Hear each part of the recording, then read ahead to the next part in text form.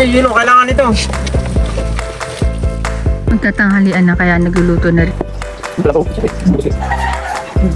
Maglalagay ng baklat.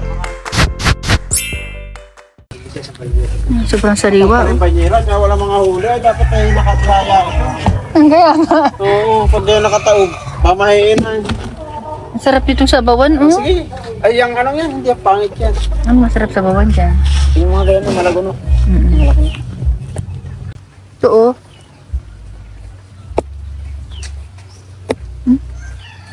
Magalaw-galaw pa, oh. Gusto mabuhay yan. Ito yan. Dito may taktak yung huli at para ano. Sana na lang natin sa isang cooler, padala natin sa kanila yung isang problema na yun.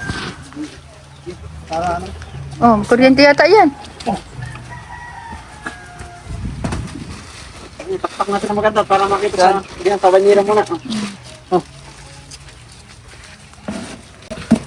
Yelo, kailangan ito.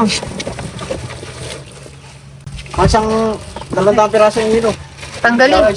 Yung plastic. Sige, prokain ko na kami yelo. Yan. Kasi natin dito sa dalawa eh. Oo. Kasi ito na kuya. Oh. Yan, ang ipapaihaw natin. Ihaw ba sigang? Tay, ano luto nito? Ano yung mga? Kuya.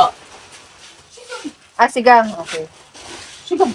Ikaw makaday. Kayong dalawa na naman ako siniro. Magtatanghalian na kaya nagluluto na rin ng pananghalian yung mga kapitbahay nila dito. Ayun, habang nagluluto sila ng lunch, puntahan namin ni Itay dito yung ano, nag-aayos ng lambat.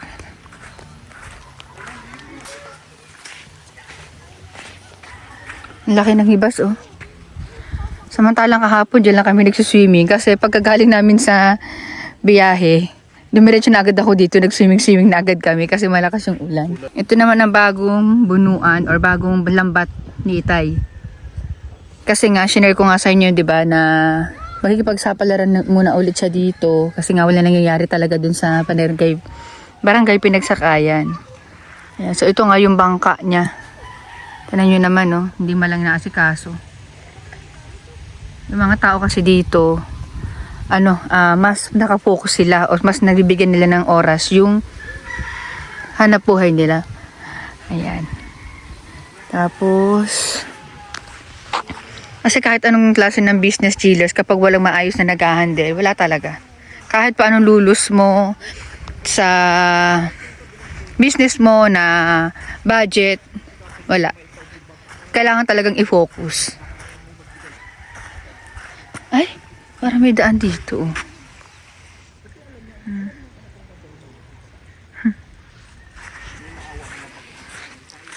Daan natin sila.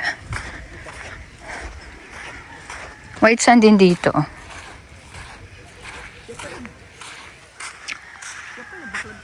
Yan, kalaitay yan. Kaitay yung mga yan. Yan, kung napanood nyo yung mga vlog ko doon sa barangay Pinagsakayan, na naglagay sila ng lambat na sobrang grabe yung pagod nila, ang laki ng gastos namin. Ito po yun, kinuha lang namin, tapos dito lamang ikakabit sa dagat na to. Alam mo, sa totoo lang, bubus-buhay si Itay talaga sa kuha nito, yung mga kawayan, grabe. Alam niyo naman, malakas ang loob niyan. Imagine galing doon sa barangay Pinagsakayan, tinatawid niya papunta dito, liit-liit ng bangka. Kaya nga, nakakapag-alala din eh. Okay, so yan. Sa amin lahat yan. Galing pa yung raon Evangelista pa yung namin binili. Ako pa nga nagbitdala niyan chillers eh. Oh, pero wala talaga, walang nangyari.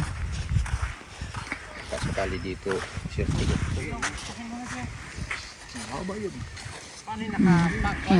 Gandun. Sinusun ko na lang. Tsaka kagandahan dito chillers, kung mag-improve man, andito lang pwedeng mag-swimming. Sa barangay Pinagsakayan kasi hindi. Walang buhangin na ganito, putik doon.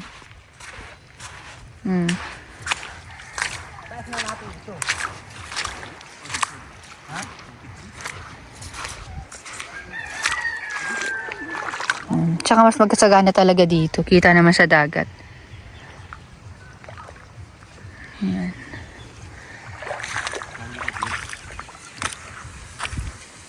So, yan naman ang aasikasuhin nila. Maglalagay ng baklad.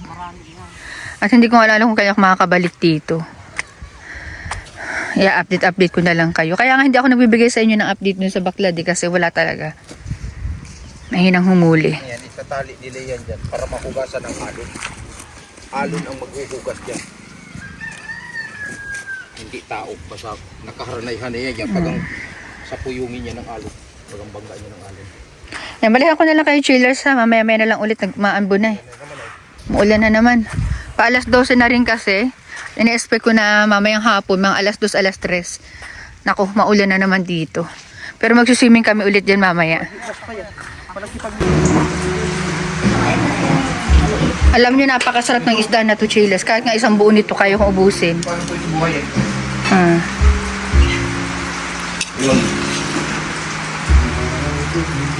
At umuuna na nga kumain si Itay. Ito pa yung kagabi namin. Ito yung kagabi. Painit po doon. Oo. Pag-ihaw. Kasi isang ulo. Dito talaga. Ito na yung hinuli kanina. Or malaguno.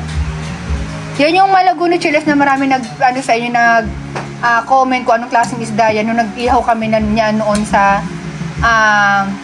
rooftop sa bahay na ang dami nagtanong talaga niyan. Malaguno po yan.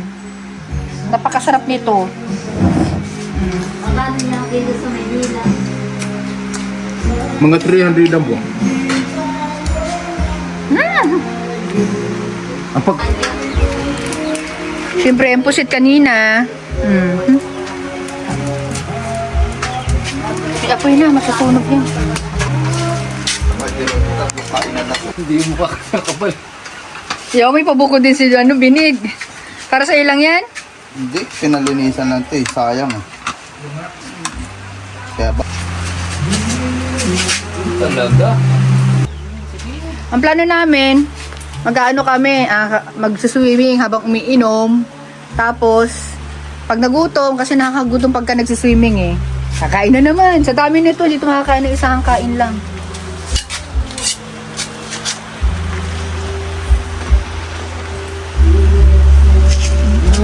Makulong kayo dyan. Ayaw mo eh. Ay, sayang. Pwede. Ipahinga na kayo mamaya. Masama eh. Bakit na? Maglalo kami ano eh.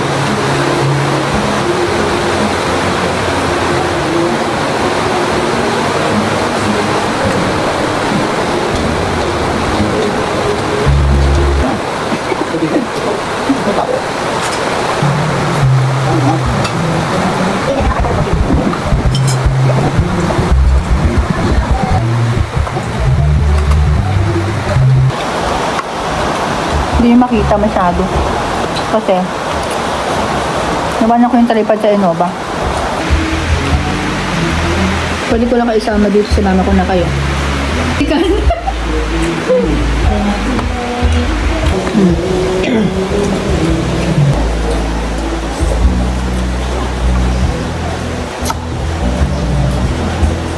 Makikanin kami. Hindi siya. Dinig. Ay, laki na bihod. Tingnan nyo, oh. Laki. Oh. Mama, shout out. Sa TV ko ito papapanood sa kanila. Ingit kayo. Nagalaiti yun. Oh. Grabe ang bihod din, oh. Oo naman. Sa akin yung gitna. Bihod dyan.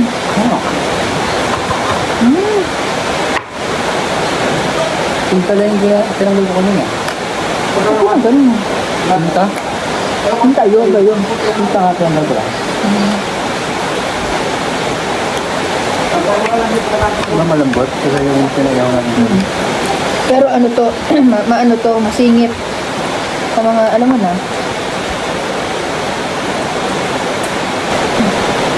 Lang. Lota? Yun. Ito mukbang. Ingatan niyo sila. Salamat ng mga pinsan mo.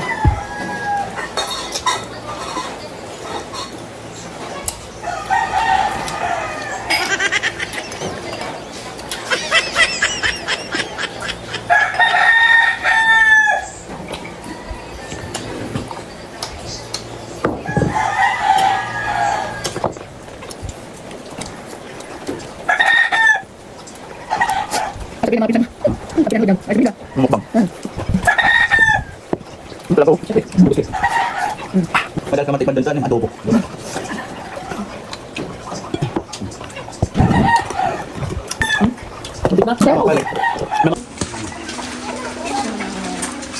Sabihin pinunta natin ganyan.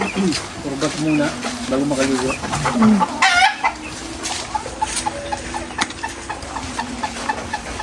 Sarap ka maglakad-lakad eh.